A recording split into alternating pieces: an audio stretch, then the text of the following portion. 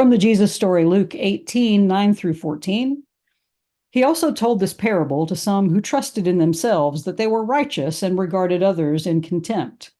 Two men went up to the temple to pray, one a Pharisee and the other a tax collector. The Pharisee, standing by himself, was praying thus: God, thank you that I am not like other people, thieves, rogues, adulterers, or even like this tax collector. I fast twice a week. I give a tenth of all my income. But the tax collector, standing far off, would not even look up to heaven, but was beating his breast, saying, God, be merciful to me, a sinner. I tell you, this man went down to his home justified rather than the other. For all who exalt themselves will be humbled, but all who humble themselves will be exalted. And from A Course in Miracles, lesson 195. Love is the way I walk in gratitude. Gratitude is a hard lesson to learn for those who look upon the world amiss. The most that they can do is see themselves as better off than others, and they try to be content because another seems to suffer more than they. How pitiful and deprecating are such thoughts? For who has cause to thank while others have less cause? And who could suffer less because he sees another suffer more? Your gratitude is due to God alone, who made all cause of sorrow disappear throughout the world. You do not offer God your gratitude because your sibling is more slave than you, nor could you sanely be enraged if she seems freer. Love makes no comparisons, and gratitude can only be sincere if joined to love. We thank God for one thing alone, that we are separate from no living thing, and therefore one with God. You've heard it, and you're going to hear it in the next month if you haven't heard it already. Thanksgiving is a time for gratitude. Now, how many of you, like me, feel a little bit nauseous when someone utters this seasonal gem or its cousins? Be thankful, count your blessings, have an attitude of gratitude. Now, if I were not the nonviolent sort, I might throat punch a few people who tell me this kind of thing during this time of the year. Don't get me wrong now, gratitude is a wonderful thing. I live in a state of thankfulness for most of my time, when I can certainly remember to live in an attitude of gratitude. But the problem with gratitude, especially during this season, is that it seems not just to be expected, but enforced. I mean, if you're not out there like publicly counting your blessings, then you're practically seen as an ingrate or an ogre or a Scrooge. Now, while researchers say that having an attitude of gratitude can bring us not just a better attitude, but better health outcomes, other researchers have warned that everything, including gratitude, is best practiced in moderation. A study by researchers at the University of California, Riverside found that people who wrote in a gratitude journal once a week for 6 weeks felt better about themselves. Their well-being did indeed improve. But those who wrote in a gratitude journal, 3 times a week, they didn't report a boost in well-being. Researcher Amy Gordon says it's best to focus on quality experiences of gratitude instead of quantity. Otherwise, she says, if you find yourself having difficulty coming up with something new and meaningful that you're grateful for by a certain date, like at the end of the day, research suggests you might actually start to think that you don't have that much to be grateful for.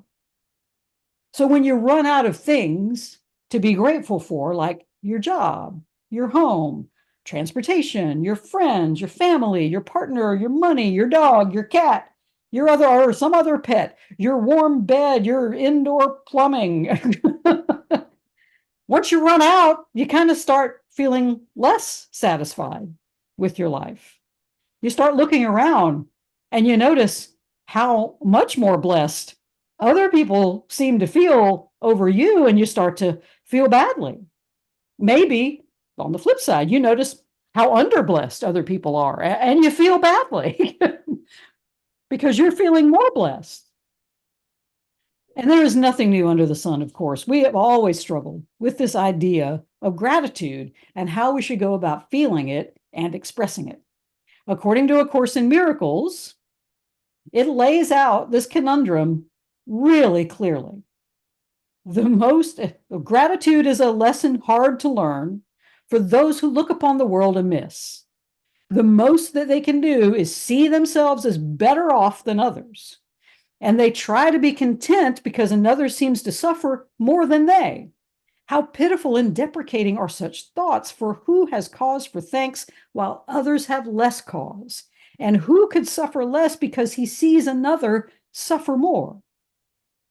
Gratitude in the hands of our ego is used to cause more separation, to see one another as competition in the thankfulness sweepstakes. Make no mistake, to the ego, gratitude can become a zero-sum game. It is really winner take all. Those who die with the most toys and the most to be thankful for wins. And that appears to be the attitude of the Pharisee, who went up to the temple to pray in today's Jesus story. He approaches the altar. He's within earshot of everybody around him, and that's on purpose, and loudly proclaims his gratitude. What he's thankful for, however, is that he's not like all of those other sad jokers in the world, the thieves and the rogues and the adulterers, or even like this lowly tax collector that's behind him. How often has our gratitude degenerated into thanking God that we are not like somebody else, that our lives appear to be better than those we see on the streets? How often has our thankfulness been vicious and selfish? How often do we see gratefulness as a game of quantity over quality? How many? I've got more things to be grateful for than somebody else. How often are we thankful that we seem to suffer less than other people? How often have we said thank you for all the wrong things in life? But don't for 1 minute think that this poor tax collector is off the hook. Jesus doesn't let him off the hook. Traditionally, this passage is preached as be the tax collector, not the Pharisee, right? But I think this passage isn't showing us how one is better and the other one is worse, one closer to God and the other one further away. It just perpetuates our feeling of separation if we look at it that way. And this is not a story about how one guy represents the ego and the other one is our divinity. Instead, this is a story about two sides of the ego. The Pharisee is that side of us that likes to feel smug and superior. We look around the world, we see the suffering of others, and we feel grateful that we are not them. We feel grateful. We're grateful that political unrest and climate change haven't forced us to become refugees from our homeland. Not yet, anyway.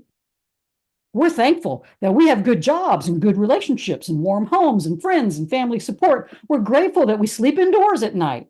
Sometimes we're even grateful that we're not rich because they all seem like selfish, greedy jerks.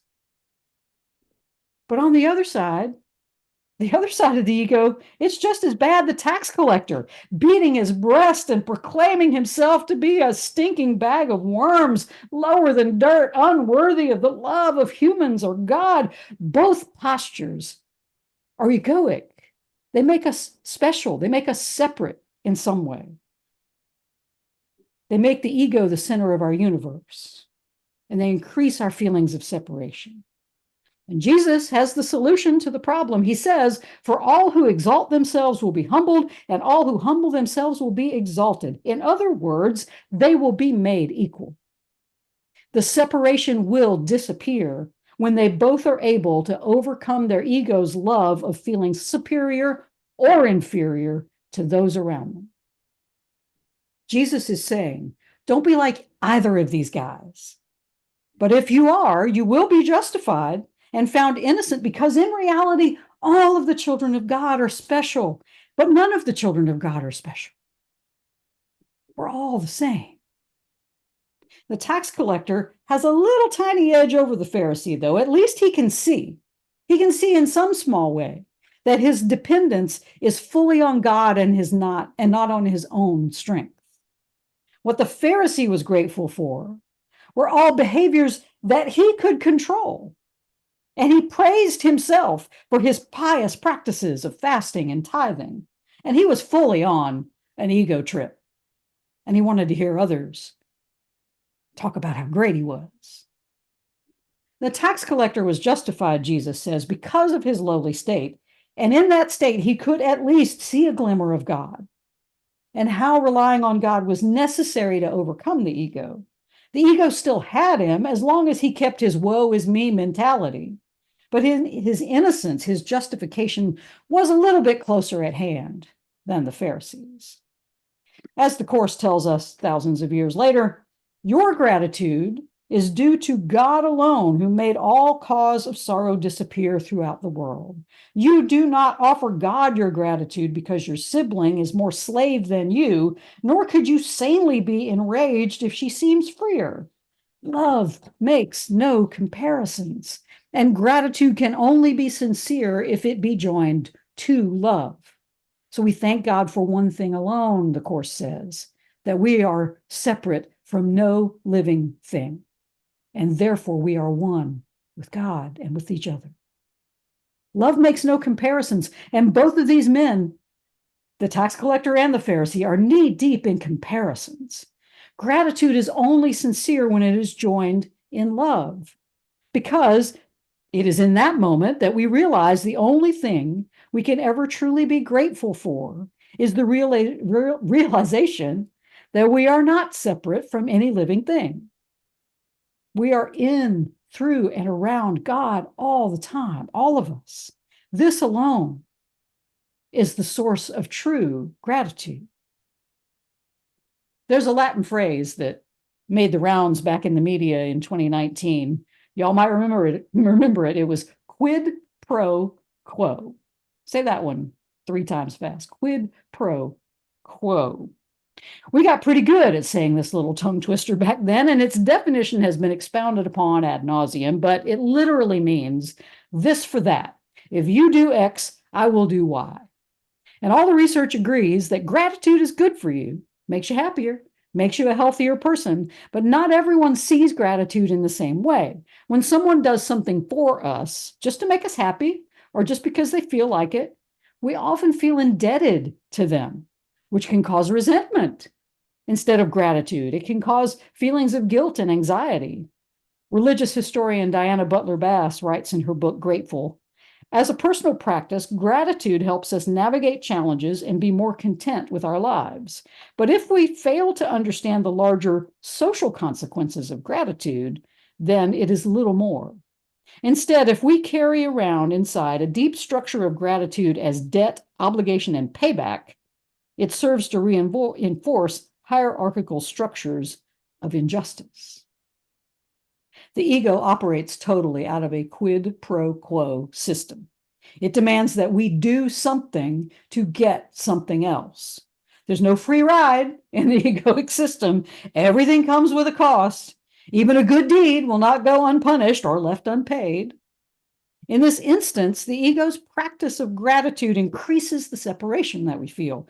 We don't like others doing acts of kindness toward us or doing them for others because we feel indebted to others, or maybe we expect them to return that action and be kind to us in return.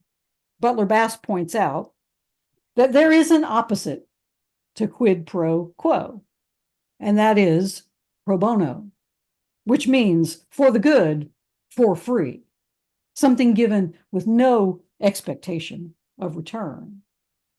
A world where gifts are given for the good of the receiver and where no exchange is implied or expected. This would be a world free of threat, a world of grace. Butler Bass writes, I often liken it to a table of thanks, where all are seated, where all are fed. So what do you think the world might look like if we practice divine pro bono living, where we gave thanks for everything that sweeps through this guest house of our lives, as Rumi says, and we expected nothing in return when we either receive or give good things to the world? Do we even know how to be grateful for besides what the ego sees as creature comforts in our lives? Rumi and Alanis Morissette says we got to be grateful for all of it, for the joys and for the sorrows that knock on our door, that come in and sweep our houses clean. They come to make room in our hearts, where both the Pharisee and the tax collector lurk, to bring us back into the ego's universe. What would happen if this Thanksgiving we gave thanks for every moment of our lives, those moments that we have called cursed and the moments we have called blessed? What if, as we break bread with friends and family this year, that we stop using gratitude as a weapon of separation, a quid pro quo of expectations, and we practice instead a pro bono approach to life that gives freely without expecting anything in return? Maybe, just maybe, hear me out, maybe we just give up gratitude altogether. And instead of gratitude, how about we just practice kindness?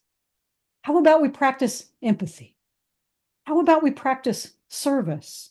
How about we get out of our gratitude journals and put legs on our thankfulness and help others around us in the world? How about we remember our divinity and we forgive both the inner Pharisee and the tax collector and end the separation by making them equal, just one and the same? How about when we find sorrows at our doorstep, we invite them to join us at our table of thanks, where all are seated, where all are fed? Rumi reminds us, the dark thought, the shame, the malice, meet them at the door laughing and invite them in. Be grateful for whoever comes, because each has been sent as a guide from beyond. My friends, love is how we walk in gratitude, and there's nothing that escapes love's grasp. And for that, we can all say, thank you. Oh, yeah.